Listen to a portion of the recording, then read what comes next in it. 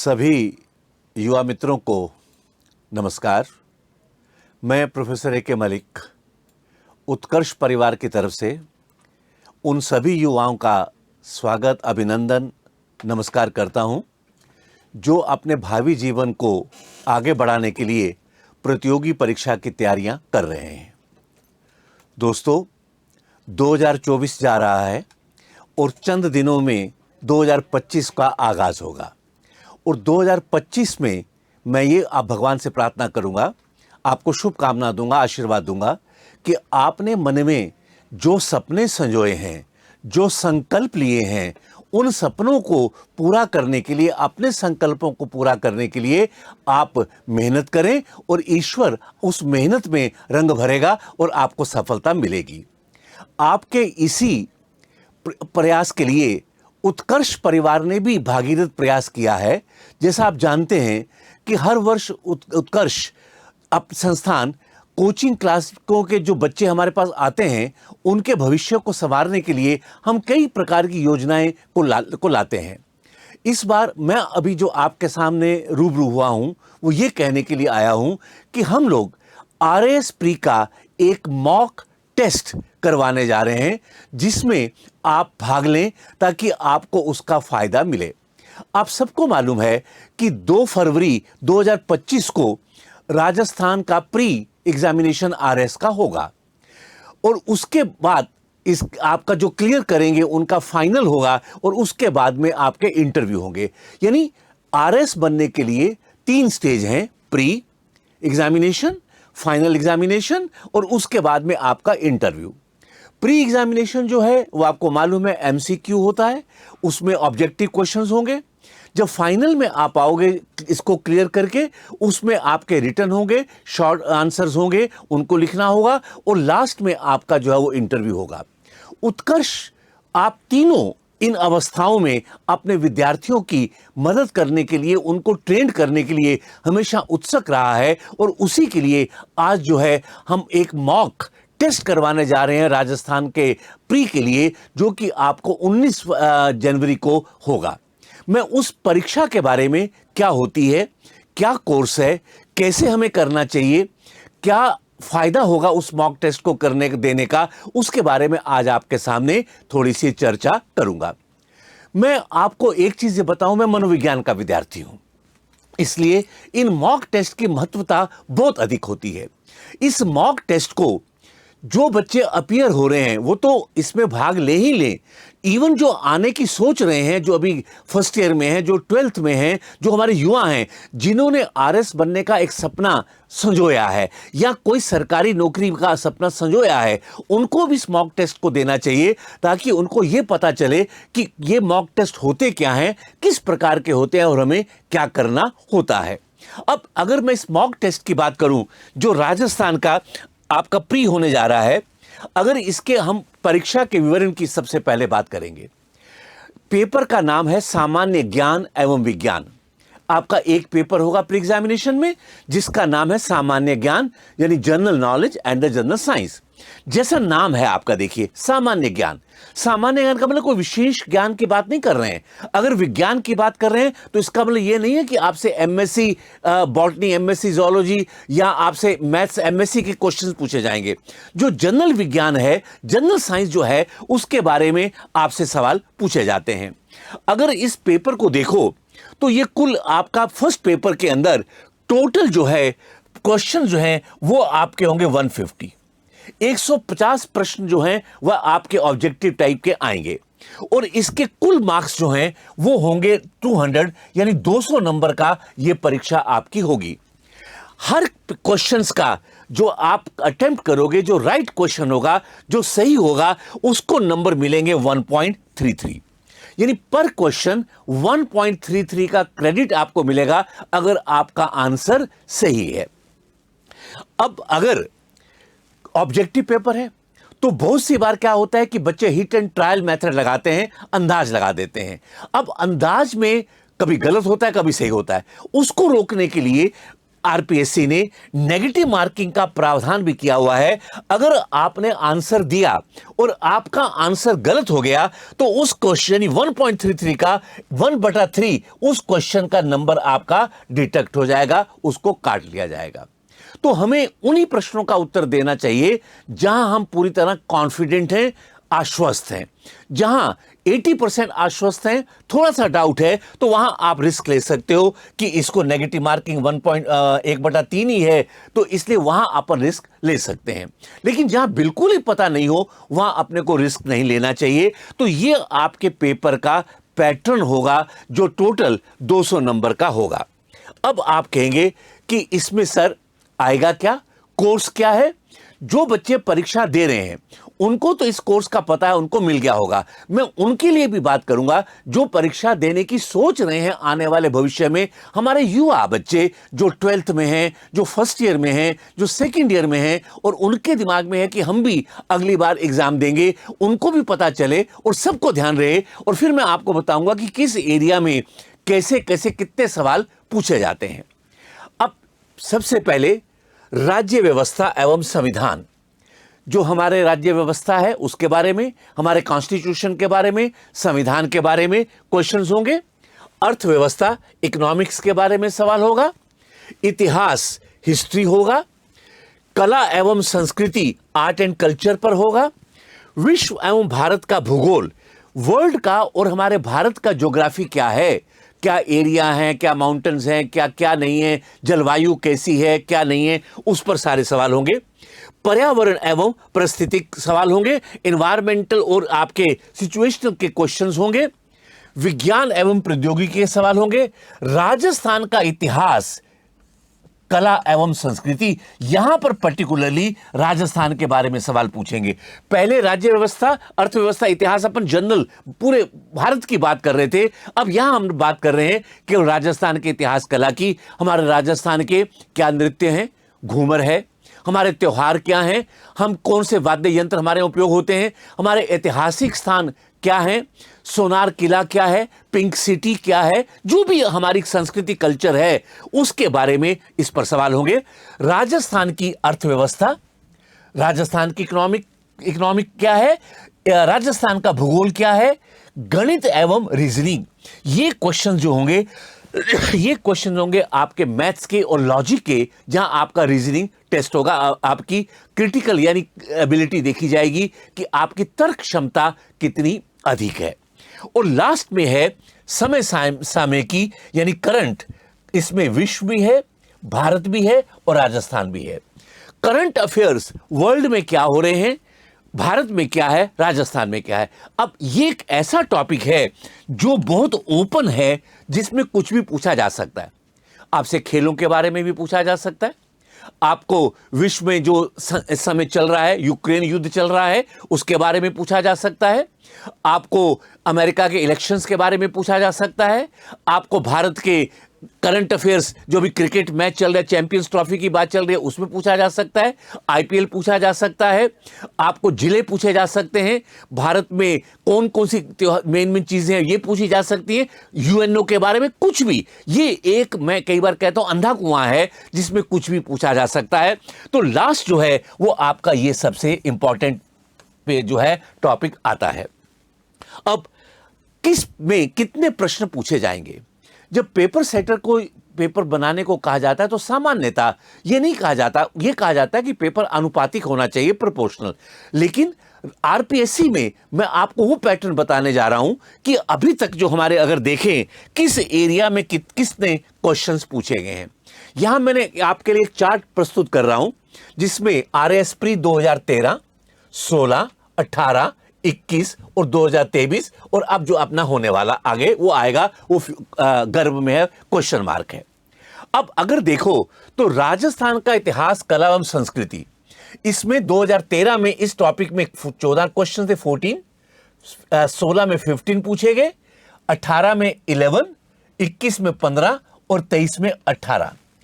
भारत का इतिहास, कला एवं संस्कृति में 2013 में 10, 16 में भी 10, आरएएस 18 में 14, 21 में 9 और 23 में 9 क्वेश्चंस। विश्व का भारत एवं भारत का भूगोल 2013 में 10, फिर 16 में 10, फिर 18 में 7, और इसमें 21 में भी 18 में 21 में 7, और तो 23 के अंदर भी 7। राजस्थान के भूगोल में इसी प्रकार आप देखें 11, 15, 13, 11, 11, इस पूरे टेबल को अगर आप देखें तो कुछ चीज एक इमर्ज होकर आ रही है। वो क्या आ रही है कि अगर आप देखो तो मैक्सिमम क्वेश्चन जो हैं वो नीचे के जो 3 टॉपिक हैं इसमें से आए हैं। आप करंट अफेयर में देखिए 20, 16, 21, 27, 24। अगर विज्ञान प्रौद्योगिकी में देखें 25, 21, 20, 20, 20, 23, 18, 20, 18, 16। अधिकतर क्वेश्चन जो है इसमें से आए हैं। और इसके बाद अगर आप देखें तो आपके यहां से भी क्वेश्चंस का नंबर काफी अधिक है। लेकिन मैं फिर आपसे कहना चाहूंगा कि ये कोई फिक्स्ड पैटर्न नहीं है, इसको स्टैंडर्ड मान के नहीं चलना है। अपने को अपनी पूरी तैयारी करनी है। हम ये मानकर चलेंगे कि हर एरिया हमारे लिए इक्वली इंपॉर्टेंट है। हम ये नहीं करेंगे कि अगर इसमें भारत की अर्थव्यवस्था में 6, 9, 8, 8, 10 पूछे गए तो हम इसको इग्नोर कर दे। हो सकता है अब की बार इसमें ज्यादा क्वेश्चंस हो जाए, क्योंकि इसका कोई स्टैंडर्ड पैटर्न नहीं है। इसलिए हमें अपनी तैयारी को सशक्त, मजबूत करना है, उसको तैयार करना है। अब ये जो हम लोग आपका टेस्ट करवाने जा रहे हैं, जो कि जैसा मैंने आपको बताया कि वह 19 जनवरी को होगा, उस टेस्ट की तैयारी बिल्कुल हूबहू ऐसी है जैसे कि आरपीएससी करवाता है। पेपर बनवाने का तरीका, गोपनीयता की बात होगी, पेपर खुलेगा कैसे, आपको क्या करना है, क्या चीज नहीं लानी है, यानी एक प्रकार का ये ड्रेस रिहर्सल है, बिल्कुल उसी तरह से जिस प्रकार की हम ड्रामा में जाने से पहले, नाटक करने से पहले एक बार ड्रेस रिहर्सल करते हैं, प्रैक्टिस करते हैं। उसी प्रकार की रिहर्सल हम आपको यहां पर करवाने जा रहे हैं और चाहते हैं कि आप इसमें भाग लो, ताकि आपके अंदर एक विश्वास का वातावरण, एक कॉन्फिडेंस लेवल आपका मजबूत हो। आरपीएससी की तरह हमारे मॉक टेस्ट के प्रश्न पत्र गोपनीयता के उच्च मानकों को ध्यान रखते हुए तैयार किए जाएंगे। जो हम क्वेश्चंस बनवा रहे हैं आपके लिए वो प्योरली कॉन्फिडेंशियल है। केवल पेपर सेटर जो हमारे हैं वही जानते हैं, और वो भी पेपर सेटर हमारे उस लेवल के हैं जो पब्लिक सर्विस कमीशन के पेपर बनाते हैं, उसी लेवल के लोगों से हम अपने प्रश्नों का निर्माण करवाते हैं। विशेषज्ञों की एक विशेष टीम द्वारा प्रश्न तैयार किए जाएंगे जो विभिन्न विषयों के अनुभव फैकल्टी सदस्य होंगे। जैसे मैंने आपसे अभी कहा कि जो पेपर बनाने वाले हैं वो भी हमारे उस एरिया के एक्सपर्ट्स हैं जो वास्तव में विभिन्न प्रकार के पब्लिक सेवा कमीशंस के पेपर सेटर होते हैं। प्रश्न पत्र को परीक्षा से पहले किसी भी अनधिकृत अनऑथोराइज्ड व्यक्ति के साथ साझा नहीं किया जाएगा। इवन हमारा उत्कर्ष का स्टाफ भी नहीं जानेगा कि कौन से प्रश्न पूछे जा रहे हैं। उनकी गोपनीयता उसी स्तर पर रखी जाती है जिस प्रकार की आरपीएससी या दूसरे पब्लिक सर्विस कमीशन रखते हैं। तो कहने का मतलब, अगर आप एक मॉक टेस्ट देने आ रहे हो तो आपको पता होना चाहिए कि मॉक टेस्ट का मतलब ये नहीं कैजुअल है, ये कैजुअल नहीं है, ये डिटो उसी प्रकार से है जिस प्रकार की पब्लिक सर्विस कमीशन कराता है। पेपर बनाने वाले कौन होंगे और उनकी कॉन्फिडेंशियलिटी, गोपनीयता क्या होगी। आजकल पेपर लीक का आपको मालूम है कि अनेक बार चलता रहता है। उन सभी बिंदुओं का, मानकों का ध्यान रखकर आपका यह मॉक टेस्ट हम लोग व्यवस्था कर रहे हैं। अब जब पेपर में क्वेश्चंस आते हैं तो क्वेश्चन किस लेवल के होने चाहिए? क्या सारे प्रश्न आसान हो जाए? क्या सारे क्वेश्चंस डिफिकल्ट हो जाएं? क्या सारे क्वेश्चंस मॉडरेट हो, एवरेज हो? ये जो कॉम्पिटिटिव एग्जाम है इनका उद्देश्य क्या है? देखिए, इनका उद्देश्य होता है टू चूज द बेस्ट। हम अपने बेस्ट को कैसे चुने? मैं कई बार कहता हूं, साइकोलॉजी का विद्यार्थी हूं, इस प्रकार की परीक्षाओं से जुड़ा रहता हूं, मैं कहता हूं ये प्रोसेस ऑफ एलिमिनेशन है। एलिमिनेशन का मतलब क्या है? हम क्रीम को छांटते हैं और जो कमजोर होता है उसको फिर कहते हैं अगली बार भाई तुम और ट्राई करके आना। इम्पॉसिबल कुछ नहीं है। जिनका नहीं होता है मैं उनको भी कहता हूं कोई बात नहीं, आपने एक्सपीरियंस लिया, अगली बार फिर देना। तो हम बेस्ट को यहां पर चुनते हैं। लेकिन बच्चों को मोटिवेशन भी मिलना चाहिए। ऐसा नहीं सारे क्वेश्चन आप इतने डिफिकल्ट कर दो कि कोई सॉल्व ही ना कर पाए, तो उनका मोटिवेशन खत्म हो जाता है और परीक्षा का उद्देश्य भी पूरा नहीं होता। इसलिए यूजुअली आसान क्वेश्चंस होंगे 30%, 30% डिफिकल्टी लेवल की बात कर रहा हूं। 50% क्वेश्चन ऐसे होंगे, आपके क्वेश्चन होंगे जिनका डिफिकल्टी लेवल मध्यम होगा, मॉडरेट होगा, और 20% क्वेश्चन वो होंगे जो टफ होंगे, जो कठिन होंगे। यानी जो टॉप क्रीम है उनको, जो पढ़कर, टॉप क्रीम कौन है? कोई दिमाग, आईक्यू सबका बराबर है। मैं आपको बार बार कह रहा हूं, मैं मनोविज्ञान का विद्यार्थी हूं, हमारे बहाने हैं कि साहब उसका आईक्यू ज्यादा, आईक्यू हम सबका बराबर है। हम जो हमें सुविधाएं मिल रही हैं, जो अपॉर्चुनिटीज मिल रही हैं, हम उनका फायदा कैसे उठाएं? हमने कितनी तैयारी की है, हमने क्या मॉक टेस्ट दिया है कि नहीं दिया है, हम कितना पढ़े, हम किन स्टैंडर्ड किताबों से पढ़े, हमने किन टीचर से पढ़ा, ये उस पर डिपेंड करता है कि आपकी तैयारी कैसी है। आईक्यू लेवल सबका बराबर है, साइकोलॉजी मानकर ये चलता है। इसलिए 20% क्वेश्चन जो हैं वो आपके, उनकी डिफिकल्टी लेवल हायर होगा। ये मॉक टेस्ट छात्रों को आरएस प्री की तैयारी को गंभीरता से परखने और सुधारने का एक उत्कृष्ट अवसर प्रदान करेगा। अब आपको पता चल जाएगा जब आप टेस्ट दोगे कि किस प्रकार आपका परफॉर्मेंस है, आप क्या करने जा रहे हैं। नाउ, गोपनीय प्रिंटिंग और पैकेजिंग।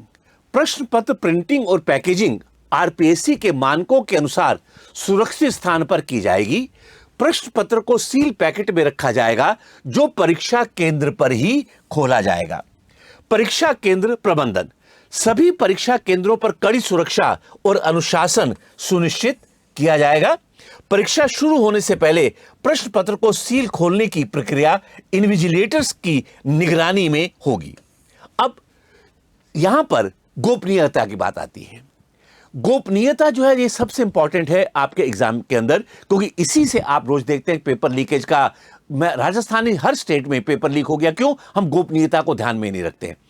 उत्कर्ष ने जो आपका पेपर बनवाया, जो प्रिंट करवाया, वो बिल्कुल प्योरली 100% गोपनीय, कॉन्फिडेंशियल है। अब उसको जो पैक कर दिया, लिफाफे को, आपके पेपर को पैक किया, लिफाफा सील हो गया। पहले हम लोग क्या करते थे कि जहां जो सेंट्रल सुपरिटेंडेंट बैठता है उस रूम में पेपर खोलते थे, और किस कमरे में कितने पेपर चाहिए, किसी कमरे में 30 चाहिए तो वहां 30 भेज दिए, 20 चाहिए तो 20 भेज दिए।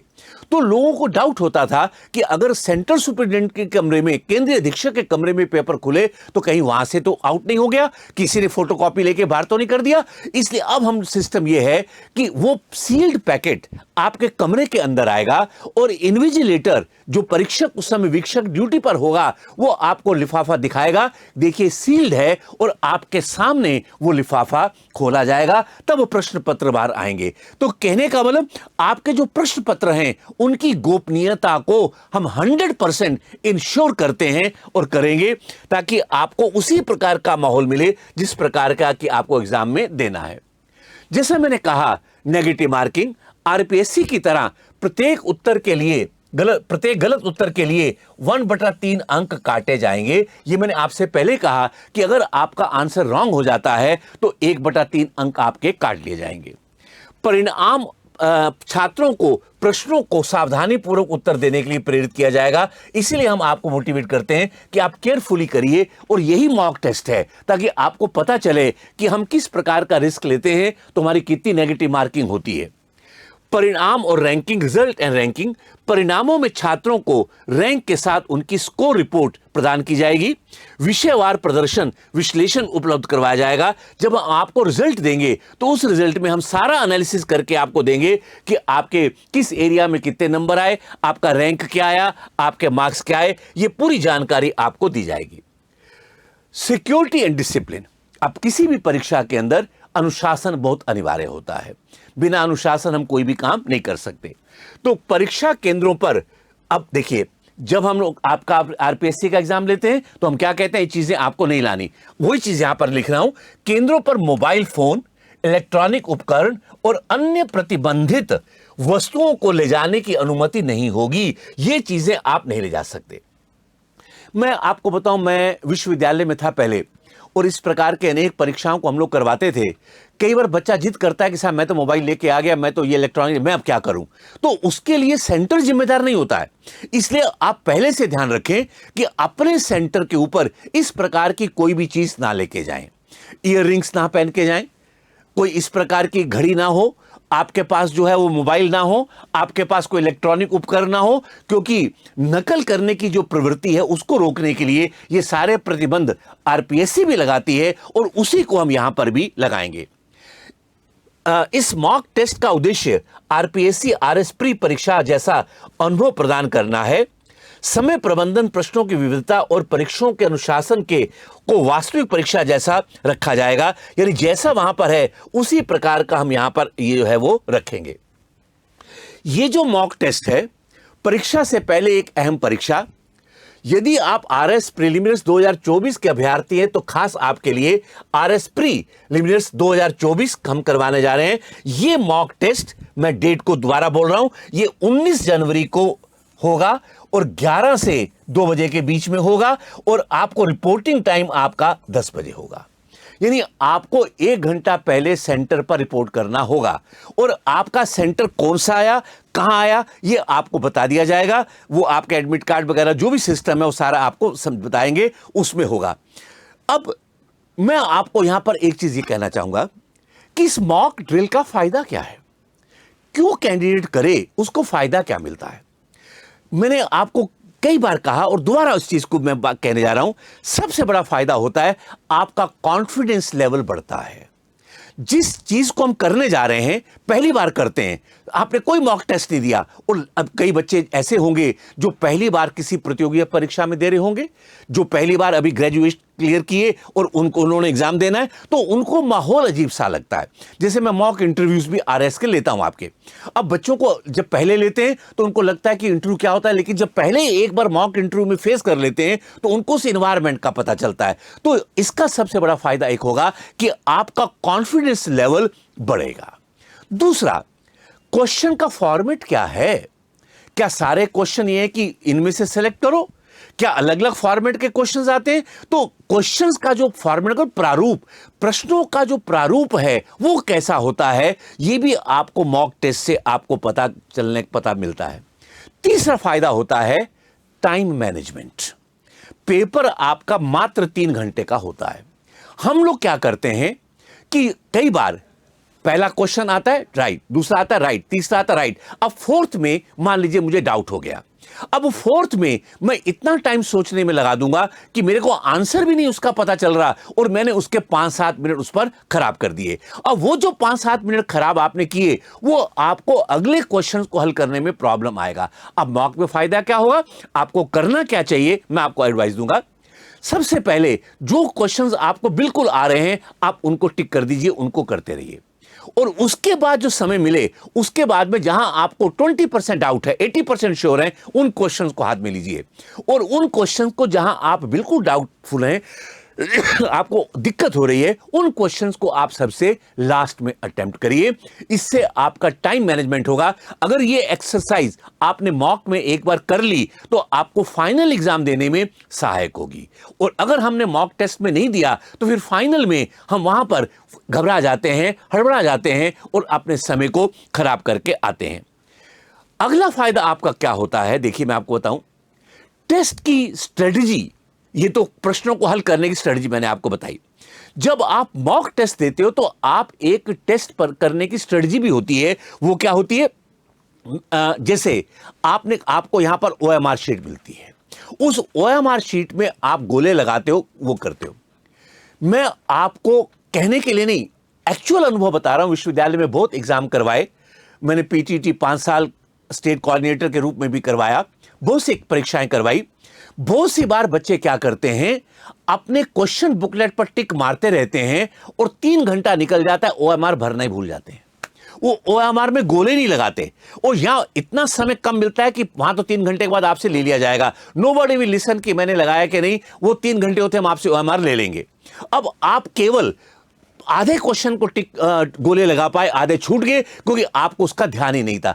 फिर बच्चा आके कहता है साहब मेरे तो छूट गया। अब लेकिन एक बार 3 घंटे के बाद आपकी ओएमआर को कोई छू नहीं सकता, वो सीधी पैकिंग में जाती है और उसके बाद में स्कोरिंग होती है, रिजल्ट निकलता है। इसलिए आपको एक स्ट्रेटजी पता चलेगी कि अगर आप पहली बार ओएमआर शीट में एग्जाम दे रहे हैं, आपको क्या करना है। क्वेश्चन किया, उस पर गोला लगाया, ये किया, वो किया, तो इसका आपको अभ्यास मिलता है। और सबसे बड़ा फायदा क्या मिलेगा, गैप इन प्रिपरेशन। जो आप तैयारी कर रहे हैं उसमें कहां गैप है, गैप का मतलब मेरा कौन सा एरिया बहुत स्ट्रांग है, कौन सा एरिया में मैं कम अंक पा रहा हूं। जैसे मान लीजिए मैं राजस्थान के कला, इतिहास, संस्कृति में कम नंबर आ रहे हैं और बाकी में मेरे ज्यादा नंबर आ रहे हैं, इसका मतलब ये वो एरिया है जो मुझे अधिक तैयार करना चाहिए। यह परीक्षा मॉक हो रही है आपकी 19 जनवरी को और आपका आरएस प्री होगा 2 फरवरी को। अब जो आपका वीक एरिया है उसको आप अधिक तैयार कर सकते हैं। आपको इस टेस्ट से यह पता चल जाएगा कि मेरे वीक एरियाज क्या क्या हैं, कहां मुझे तैयारी की जरूरत है। और देखिए, आपको जो एरिया मजबूत हैं, अच्छे नंबर हैं, वो मोटिवेट करते हैं और आदमी की कमजोरी में समय मिलता है तो आदमी सुधार करता है। तो मेरे हिसाब से सबसे बड़ा फायदा इसका यह होगा कि आपको खुद यह पता चलेगा, असेस करोगे कि आपके किस कहां तैयारी ज्यादा चाहिए और कहां आप बहुत अच्छे से कर रहे हो। समय सामयिकी के लिए जो करंट अफेयर्स हैं, इसके लिए मैं हमेशा एडवाइस करता हूं कि आप परीक्षा से लगभग 1 महीना पहले की घटनाओं के बजाना लास्ट मंथ वाली जो अभी जो हो, जैसे मान लो आपका 2 फरवरी है तो जनवरी से जो घटनाएं घटेगी, क्योंकि पेपर तो आपके तैयारी बनने शुरू हो जाते हैं, बन जाते हैं, तो वो करंट अफेयर्स नहीं। और करंट अफेयर के लिए आप अखबार को, पेपर को जरूर पढ़िए, क्योंकि उसके अंदर घटनाएं जो होती हैं उसमें से कई बार प्रश्न जो है, क्वेश्चंस आते हैं। तो अगर आप मॉक टेस्ट देते हो तो आपको यह फायदा यहां पर मिलेगा। अब इसके लिए रजिस्ट्रेशन करवाने के लिए यहां पर एक क्यूआर कोड दिया है, आप इसको स्कैन करेंगे तो आपका फॉर्म खुलेगा, उस फॉर्म को भरिए। ये एक नीचे लिंक भी दिया हुआ है इसके अंदर, इस लिंक के द्वारा भी आप अपने फॉर्म को खोलकर उसको भरिए और इसके अंदर अपना भाग लीजिए। हम लोग जो है पिछली बार भी जो मॉक टेस्ट करवाए थे उसका एक सिनेरियो आपके सामने है कि उसमें हजारों बच्चे, मेरे ख्याल से 10,000 के आसपास बच्चा उस परीक्षा को दिया होगा या उससे भी अधिक होंगे। एक जैसे एंट्रेंस के लिए लाइन है, यहां परीक्षा केंद्र पर एक एक बैठा हुआ है, इन्विजिलेटर्स घूम रहे हैं, इस प्रकार के माहौल में आप जो है वो टेस्ट देंगे। तो मेरा आप सबसे अनुरोध है, जो आरएस प्री दे रहे हैं या जो भविष्य में देना चाहते हैं, केवल आरएससी नहीं, कोई भी कॉम्पिटिटिव एग्जाम देना चाहते हैं, को ये सारे के सारे टॉपिक सब में आएंगे, चाहे वो पटवारी हो, चाहे वो ग्राम सेवक हो, चाहे वो रीट हो, कोई भी एग्जाम होगा उसमें ये जनरल नॉलेज, राजस्थान का इतिहास, इंडिया, ये सब तो पूछे जाते ही हैं। उन सबको उत्कर्ष के इस भागीरथ प्रयास में सहभागिता निभानी चाहिए। हम इस गंगा को आपके सामने लाए हैं, अब उसमें डुबकी लगाना और उसका लाभ उठाना आपके ऊपर निर्भर करता है। मुझे पूरा विश्वास है कि हमारे युवा इस टेस्ट को अधिक से अधिक देंगे। कुछ बच्चे घबराते हैं कई बार देने से कि अगर नंबर कम आ गए, तो घबराओ मत। अगर नंबर किस एरिया में कम आ रहे हैं वो मुझे एक हिंट मिलता है कि मुझे कहां तैयारी करनी है। आरएस मेन एग्जाम में देने के बाद तो कुछ हो ही नहीं सकता। तो आप इसको उसी गंभीरता से लीजिए जैसे आप 2 फरवरी को आरएस के एग्जाम को देंगे, उसी गंभीरता के साथ, उसी अनुशासन के साथ, उन्हीं नियमों को के साथ आप इस परीक्षा को देंगे तो मुझे पूरा विश्वास है कि आपको सफलता मिलेगी और आपका जो कॉन्फिडेंस लेवल है, जो आपके विश्वास का स्तर है, वो निश्चित रूप से इसमें बढ़ेगा। इसी के साथ ही मैं आप सभी को पुनः शुभकामनाएं देता हूं और आने वाले नववर्ष की बहुत बहुत शुभकामनाएं, और ईश्वर आपके संकल्प और आपके लक्ष्य को पूरा करे। इसी के साथ मैं अपनी वाणी को विराम दूंगा। जय भारत, जय हिंद।